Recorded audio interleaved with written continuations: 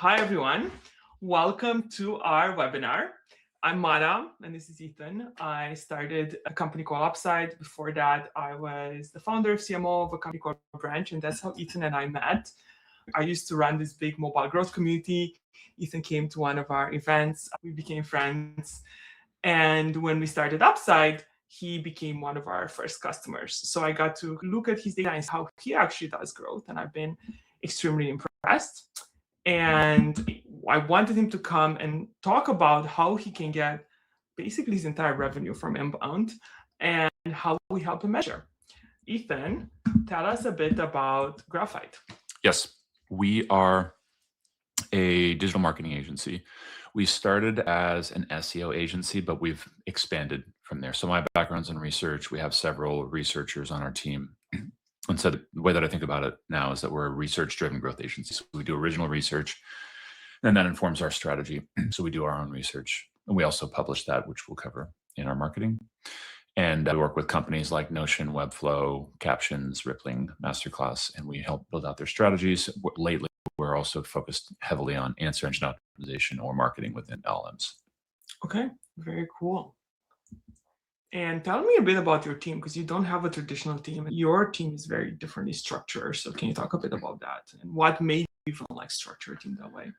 Yes, when I was starting the company, I got advice from a lot of people, and they said, you have to get a traditional marketer, and you need to get a sales team, and you need to get an SDR and an account executive. Oh man, that sounds like a lot of people. Why couldn't we just do that ourselves? It doesn't sound that difficult. And they're like, no, you don't understand how complicated sales is. You wouldn't understand because you're not a salesperson. You haven't done this before. I know, but like, trust me, you don't know what you're doing.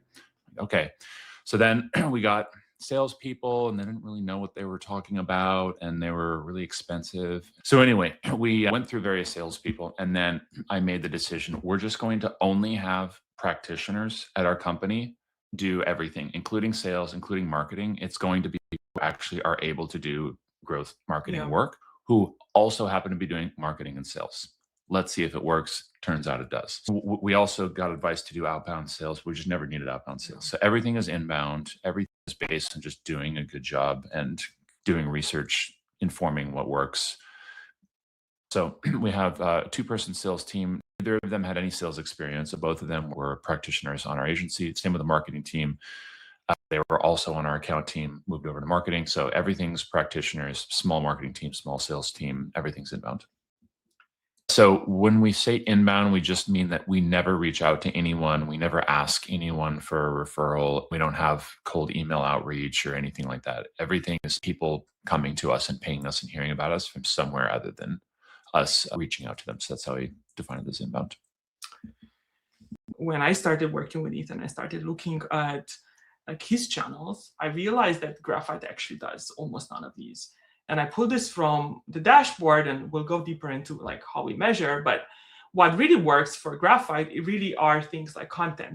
Ethan is actually a channel. So when I was like looking through everything, I was like, I think I need to create a channel for Ethan because he drives so much to his thought leadership. They get a lot of referrals. Events do really well for them. Executive leadership. They do some social content, and I think that you can see that there's been a big change. I think what's been really interesting in like seeing things that like content and referrals, events really increasing year over year. I think as we go through these channels, Ethan, maybe you can share your approach, and also if you've like done something different to help grow some of these channels. Let's go through each of these channels. We're not going to start. I'm going to leave the Ethan Smith channel to the end.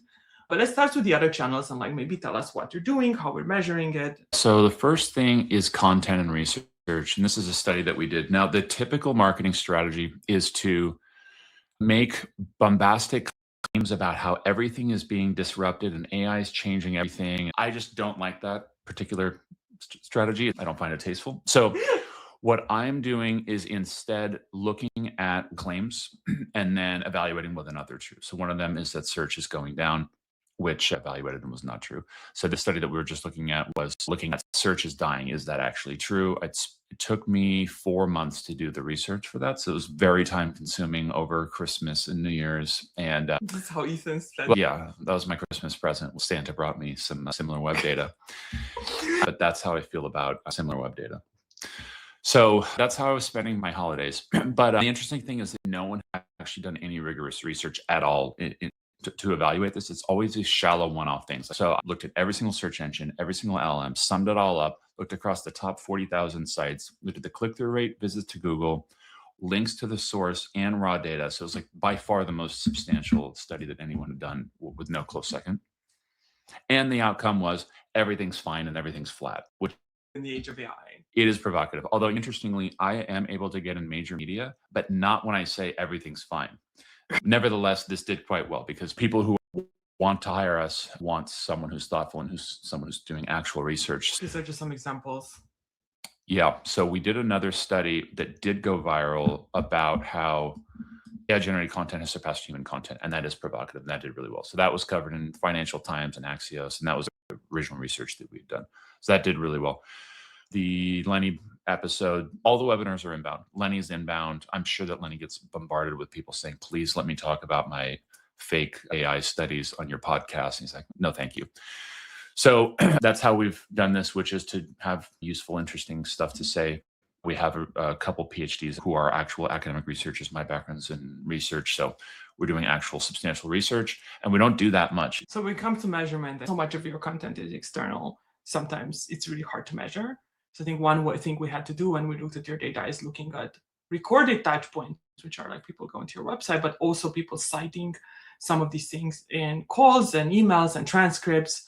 The other like super interesting thing for me, which like blew my mind, was how many of your deals come from referrers? Yeah, so over half of our deals come from referrers, and we did no events, and then we did a burst of events. We did a burst of events around Q3, Q4 last year. One example is the dinner that we were just looking at. Now, so with referrers, you have a lot of refers. I think a lot. You didn't even know how many people were referring deals. Yep. We looked at all of this to come up with refers. We've not been intentional about getting refers. We haven't reached out and asked people for deals. It's been organic, and I would say that it's probably, again, doing substantial research. Like when I meet up with people who refer us deals, I'll usually share some substantial new research. So basically, that would be useful and very specific and concrete. That's typically what would happen, when we get refers. Gallant is an interesting one because you've done more things with him. So maybe you can talk about how you ended up just partnering with him as well. Sure. So I met Gallant probably over 10 years ago through a friend, and I didn't get any deals. And then, 6 years in, maybe we got our first deal or something like that. But basically it wasn't July 2025. Yeah. So it wasn't a few more in September 2025. Yeah. So there's probably familiar with the hunting and farming concept for sales. So hunting is you get someone, you close them, done, next one. Whereas farming is these long-term relationships. Now, this is extreme farming. So Gallant is like a 10-year plus. But anyway, it's a long-term relationship, not transactional at all. Periodically catch up with Gallant. We had events. We had one event. I think we had a couple events where Gallant also invited a couple of people that he knew. So we sort of co-hosted. I think co-hosting is actually quite interesting because it's a lot of effort to do an entire event yourself. But if you co-host with one or two other people, this was with Gallant and with Yuri, then they bring in their people, then you can mix. Okay, so now we're going to go to actual events. You do events very differently. And I think partnering with you in events can be amazing, because you're so anal and everything has to be such high quality. So maybe talk about your... Yes, I want everything to be authentic in the extreme, memorable. There's the steakhouse, then there's catering. You usually go to the steakhouse. You go to the steakhouse, you get a room, and then you pay $10K prepaid, and then you invite people, and then it's this very formal thing, which is fine. Good steak. Now the other option is you do something at your office with catering, which makes it a lot easier. And then you have the aluminum tubs with the carnitas and the pollo asado. It's good tacos. It's solid tacos. Okay, so then for this one, this is in our garden that I have personally procured with barbecue, where I personally made everything. Everything's from the farmer's market. So there's nothing that you could possibly buy from Safeway. I made the cocktails. Now, in this particular case, I went a little bit overboard because I'm very particular about the cooking, and then I didn't actually have time to talk to the people who came to the event. Yes, I gave you feedback. You gave me feedback on that, and you said when you have events, you should talk to people. It's a good one. But the fact that I personally was cooking made people, maybe my food wasn't even as good as the tacos, but it was authentic and people saw that. We built more of a relationship than we would have at the steakhouse. I tend to agree. So no sales, no pitches. How about when you go to other events, right? You've done events, but you also go to events. What's your strategy for going to other people's events? There's Ethan version 1 and Ethan version 2. So Ethan version 1, which is early 30s, Ethan, is anything invitation you have, I'm going. May I have 2 entrees instead of 1? Now I'm a little bit more, I curate my events a bit more, the ones that I go to. So how I think about them is just, am I going to meet interesting people that I'll, have a good exchange with, so that, what company's putting it on and who else is coming. It's mostly how I think about that. Never sell anything, never ask anyone for anything, which can be good and bad. So that means that after an event, usually you'll say, hey, thank you for coming to the event. And I'm like, no, I don't want to guilt you into seeing my demo. Like, if you like the mushrooms, if you want some help with marketing, I'm sure you'll reach out. You'll know where to find me. I think we probably should send an email after, but it needs to be authentic. It can't be you guilting into demo meeting. It needs to be something like this. So I like this email. And this is a useful email. So this is an email that you sent out after one of your dinners, where it was a list of all the people, and then it was a summary of what people had said and links to the photos. So all of this is useful to the person receiving it. And I summarized the notes as well. And I want this. What I would like from an event would be to connect with the other people, to remember the event with some pictures and any takeaways. Like, that is 100% value for me, versus book a demo, which is no value to you. So this I like. This I could authentically do without feeling like it's distasteful. Okay, great. I look forward to the follow-ups. Yes. I think the other interesting thing is, when we first started working together, the first reports I was trying to pull on your events didn't always show. It actually showed that your events weren't doing well, because you invited people and you didn't always add people to campaigns. And I think some marketing teams are very good at adding everyone to campaigns, but in your case, there were events where you didn't add everyone. So events, when you looked at like first touch, last touch, any multi-touch attribution, didn't seem to be that good. But when we actually started looking at calls and transcript, we actually found that like you did have quite a few deals that were influenced by events, and people mentioned, hey, I'm going to your dinner. And then I think the other thing that was super interesting is that when you actually look at the referrers who referred you deals, and you actually try to understand, did they come to events? Events are such a big flywheel for you. And I think most people don't actually look beyond, oh, did the person come? Did the person who referred them come? I think that's like a better way of looking at it. And if you look about it from that lens, your events are like killer successful. Yeah, and we actually stopped doing events. We haven't done an event since November because we didn't have data saying that they were impactful. So now I can come to your events again. Now you can come to our events and I will make you mushrooms again. Cool. I know this is your favorite one. I could not find enough data about, there are a few deals. I think you could like make this better, but talk about how you think about swag. Okay, so swag. There's a couple ways to do that. The first way is to get a t-shirt that is with another brand and then put your logo on the thing, and then you hand that out, and then the people who receive it, when they haven't done laundry and they're running out of clothes, then they put on your swag.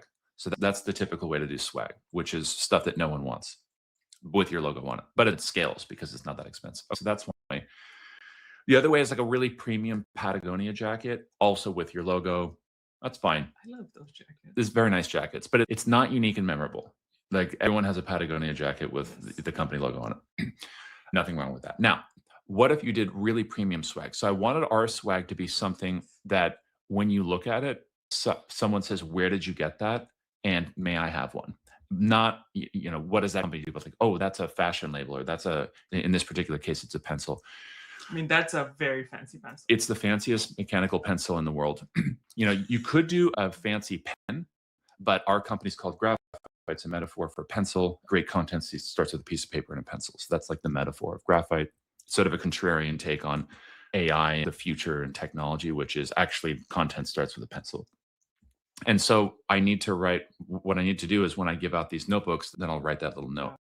And so I said, well, what is the most premium mechanical pencil I could find in the world? So I searched all over, and I found this small manufacturer in England who makes the fanciest mechanical pencils that I could find, with actual graphite material in the pencil, laser etched our logo on it, And we were the largest purchase that they've ever had. There were supply chain issues. This has taken Because 3 it took years. me like a long time to get my pencil. 3 I'm years. very proud of it. I still have boxes of these pencils in my apartment that we haven't given out yet because it's taken so long. But anyway, it's the most premium. It's the most premium pencil that you could find. Untapped opportunity for Ethan would be to actually. So when people get the swag, I took a screenshot from my dashboard. Basically, you did influence at least 2 deals, and our agents found that this was unusually enthusiastic responses. Reminds me of the job of writing with great tools. Yeah, so this is unbelievable quality. People really react to this, so I think you could turn this into a better program. I should send out the rest of the pencils. Yeah, maybe to the list of referrers that I showed you earlier, because they probably refer more. Yeah. I think I could only find Gallant getting a pencil. Yeah. Okay, external webinars. We already started talking about Lenny's, and you already kind of covered some of this. Anything else you want to add? Yeah, if we go to the next one. So I found that I had my slide deck for webinar that I made for Reforge, and then we kind of repurposed that. And then I was doing these webinars, but I found that I was repeating myself. And I don't want to repeat myself because that's not useful. So then I said, well, what if I have every single webinar is unique information that I haven't shared yet and is practical and useful and as few slides as possible. So that's my new strategy, which is every single webinar, I want it to be unique, something I haven't said before, and live demos, practical over static slides and talking at.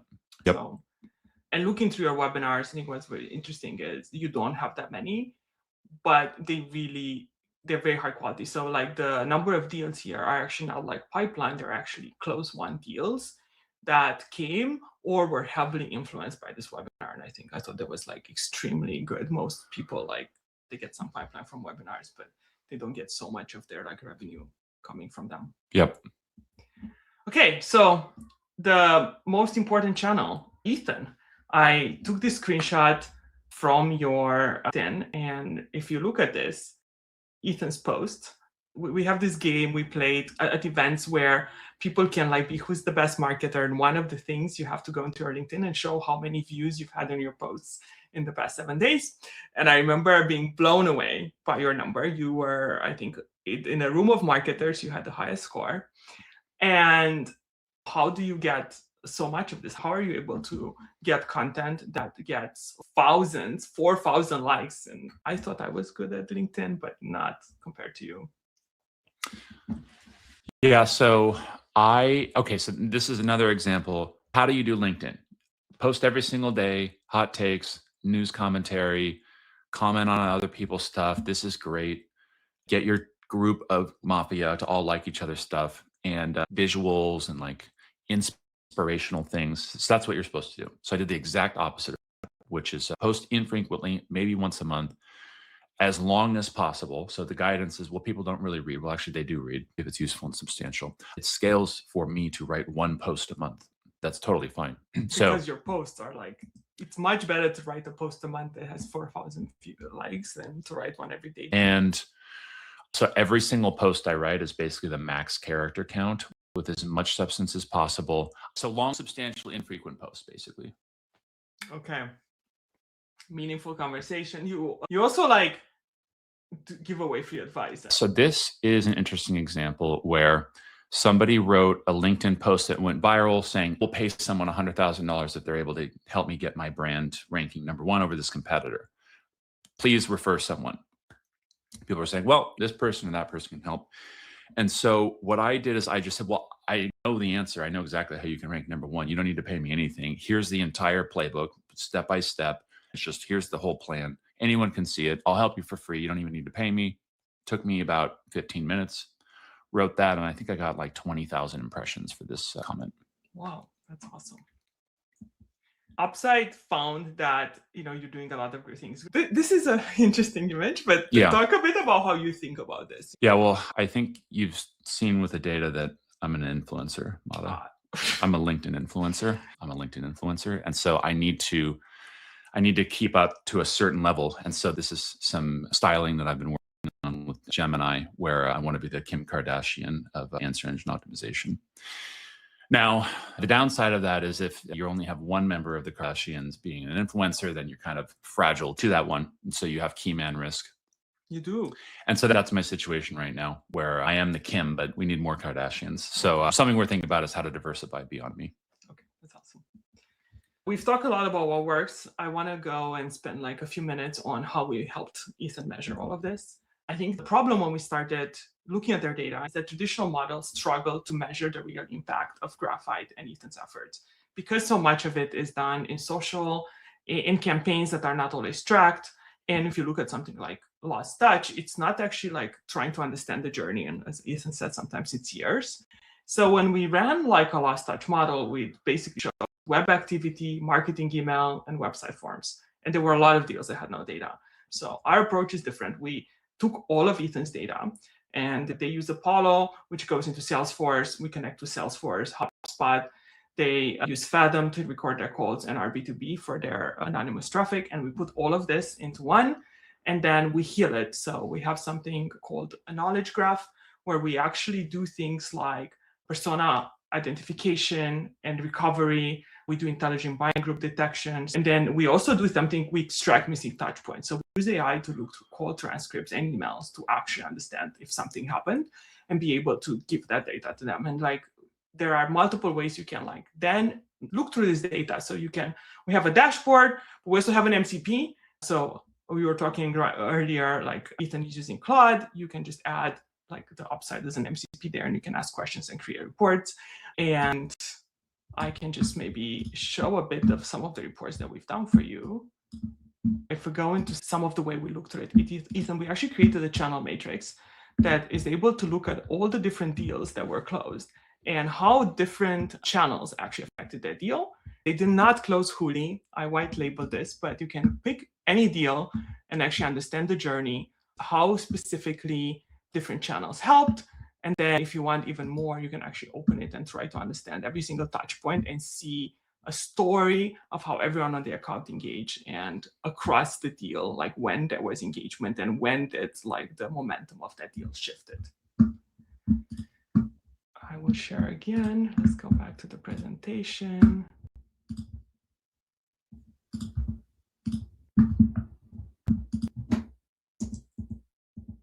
So I think what was very interesting here is when you actually don't look and you create a better version of what happened, you can get much better data. And as we saw earlier, the channels are the channels that Ethan mentioned.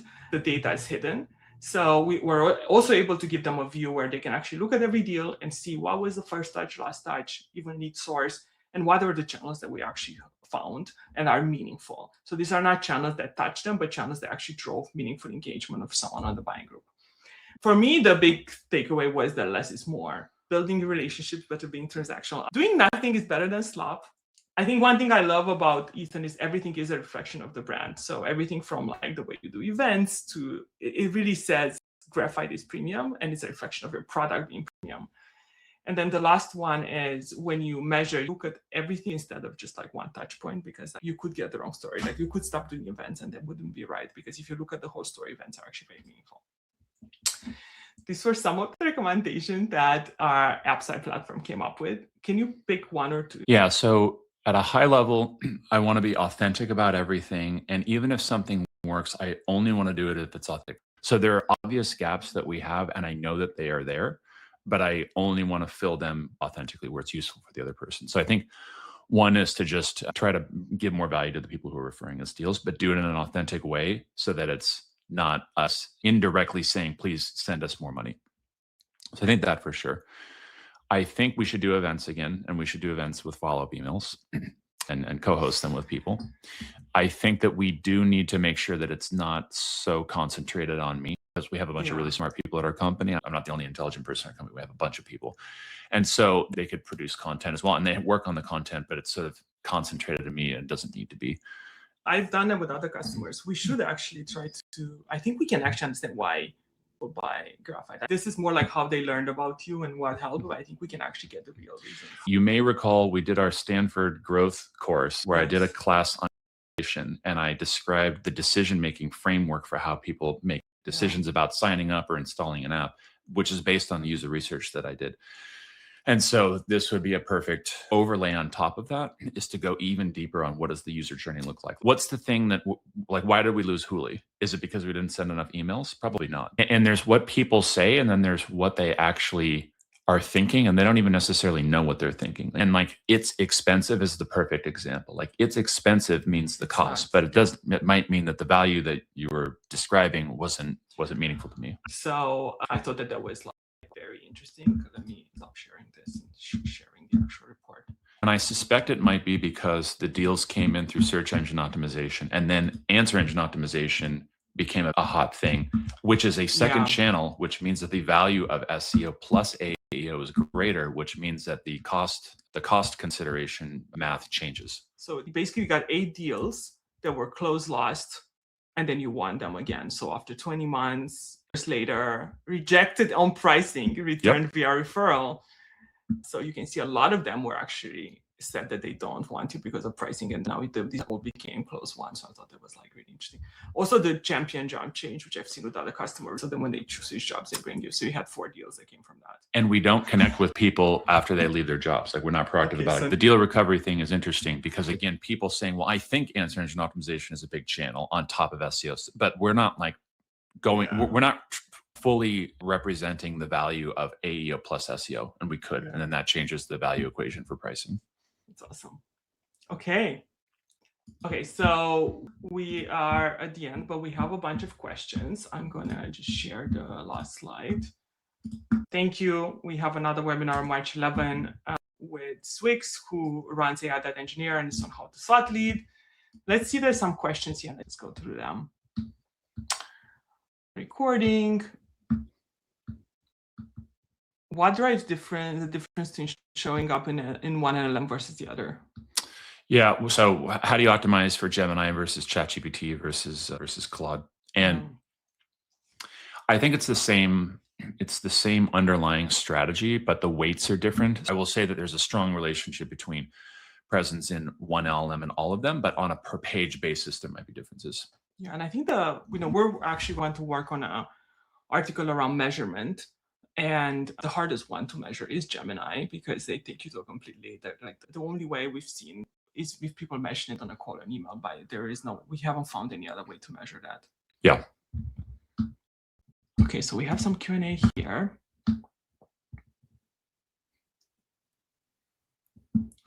Sure. Lots of, that's what we do is optimization and SEO. So the first question is expand more on what are the differences in answer engine optimization. The stuff that's different in answer engine optimization is the tail and then offsite.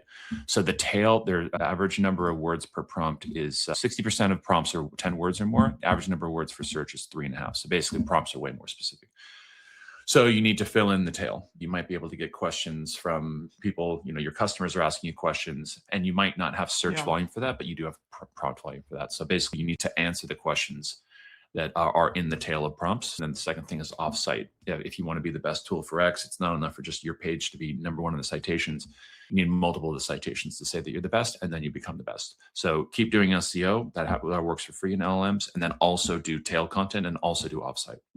I would say there's a couple things. We have a really good marketing team now. I would say bursts, infrequent bursts. So rather than posting every day, I'm going to spend a day on this one post. It's going to be really substantial. I'm going to put that out, and then I'm going to go do other things, and then I'm going to worry about running the company. But rather than tiny amounts of fluff, it's small focused batches of high substance. How do you set up time where you actually have a day to work on something deep? I think you guys are much bigger. I even struggled with this at Upside when I was a branch and I had a large team. I could never find time to focus because there were so many meetings I got pulled into.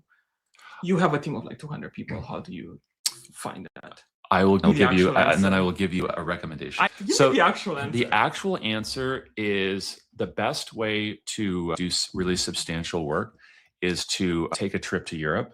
And then if you really want to do substantial work, take a trip to Asia, to the time zone, and because no one can meet with you. So then I just got back from Spain, and I did a bunch of research there because my meetings started at 2 p.m. And so I had 10 a.m. to 2 p.m. to work on these things. And so that's the actual answer. And then weekends as well. I'll spend time on the weekends. It's not necessarily always get great feedback on the weekends, but Evan. yeah, weekends. Now, my recommendation to somebody else who has work-life balance and isn't traveling to Europe is to just block off a day per month where you have that day, probably on a Friday. Okay. I mean, I think that's actually doable, a day per month. Yep. Okay. Part pricing for Upside. So the way we price is based on the size of your company. It starts somewhere around like 24K on the low side. How do you turn inbound referrals for something driven by one person into something scalable for the team? Yeah, like we got a few inbound. How do we go from a few inbound with 5 people to 150 people? And I guess I would just say, well, I mean, what we actually did is we just sort of we hired as we had enough inbound. So we just sort of slowly grew over the course of a few years. I wouldn't say that there's anything non-obvious or special about this other than to just hire as we're capacity constrained. So we're not anticipating and hoping that we might close enough deals to have the team working on it. We don't need to like rush to hit a special goal and then do more of what works. So we went through some of what works and then we're doubling down on that. Like I'm doubling down on the research. I'm doubling down on these webinars. And you can see that your revenue coming from content doubled. You have like a lot more coming from referrals. So I think looking through your referrals, I didn't show all of them, but like, it's not like it's one person referring. You had like 20 people and they each referred. Like there were a few that referred 2 or 3 deals, but the majority referred one. And if you look, like it was a customer, they all come from different sources. It was a customer who moved and referred them to a new customer. It was someone you met through Reforge, or it was a student who like, someone asked them. So it's very, it is basically building everything else that drives the referrals. Is Upside intended as a replacement for self-attribution? Or a complement extension to pull a form of self-attribution from email chains. So we basically like think of us as it's not a replacement for self-attribution. If you are doing self-attribution, it's one additional point that comes in. So if you have a form, ask people how do you hear about us. Not everyone fills that form, but that is another data point. So think of us as like we take stuff from everything and merge them into one, and we're able to like give you insight. So it could be that like with some people, like we're going to publish a study about about LLMs and how you measure how much pipe revenue got from it. So the way we did that, there are some deals, we were looking at one customer, there are some deals that actually came because we had the referrals and we got the data from HubSpot, and some that like really, there was no referral URL because they just went directly to the website, but they said it in a call or they filled it out in a form. So you have to merge data from all these different places to get the real story. And the more data you have, so if you have a form where you ask people, we will put that in. Yeah, I hope that answers. And there will be a recording after. We used to do this at Branch. I don't think it works as well. I think it's possible to do it, but I don't think it's very hard to create a premium. So my opinion is no, but. Yeah, I mean, in person, whether it's a dinner or a coffee or whatever, it does not replace anything virtual.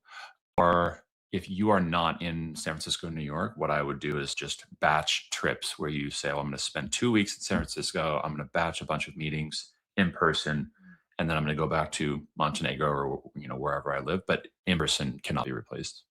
And I did an analysis for a different customer where their question is, if we go in person, does it increase our close rate? And yes, it does increase. Like in their case, it increased their close rate significantly for deals where they went in person versus deals where it was all over Zoom. And it was really cool to see, like, because you can kind of like look through everything and figure out did they do a site visit or not. So I hate doing this, but fly and meet your customers. What are the top 3 mediums from where prospects search and come to you? Search and come. I don't think people don't search for us, so they would have heard of us. Okay. But they don't like.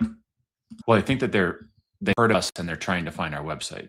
So when you look at like search is part of it, but I mean, when you look at us, like when we showed last touch, it was a lot, but I think when you actually look at the whole deal, that's not like, most of them don't come because they search, how do I do geo? We basically have 0 non-brand, which is ironic given the fact that we're an agency who does search engine optimization. I know, so that was one of the things I was like, you guys could do your own LLM We definitely could, but it needs to be. I did not, that's not a big source for you. It's like part of like people do use your website, but usually read content. The only ones that I've seen someone come from search is because they actually they came from an article that someone recommended. They read the article and that was the website. Or Lenny's, like a lot of people came to the website from Lenny's, and you can see that as a referral, but like Lenny's podcast really drove that. Okay, I think we got through all the questions. Almost on time. Let's see if there's anything in chat. What's the hardest thing to get them to do right in the last 6 months? Oh, to get AI to do right. Okay, so here's the thing. I used to like double check AI so much more. It's incredible how it is today versus 6 months ago. Like I built a lot of the reports you guys saw are custom apps built with the Upside MCP. And sometimes it will like not read the documentation of the MCP and maybe the link doesn't work, but like I just say, hey, have you read documentation? In general, the reasoning has gotten so much better that it like blows my mind. Yeah, similar. So when I was using AI 6 months ago, I would ask it to do something, but it would be generic and it would be okay and decent, but it wasn't specific or personal to me. And now I've been feeding in inputs and connectors into Claude projects, and it's dramatically better. And the more input you have, the better. So basically, I'll write out as much. Like I'm working on this with some of my research studies. Like, look at my article. I write in a particular way. It's not verbose. Look at how I write it. It's in bullet point form, similar to Axios. And then go do this and this. Basically, if you're inputting stuff into Claude, the output is dramatically better. The main insight is feed in as much input as possible, especially as not in the prompt itself, because the prompt will get overwhelmed with a lot of information, but as connectors and input files, and then the output's dramatically better.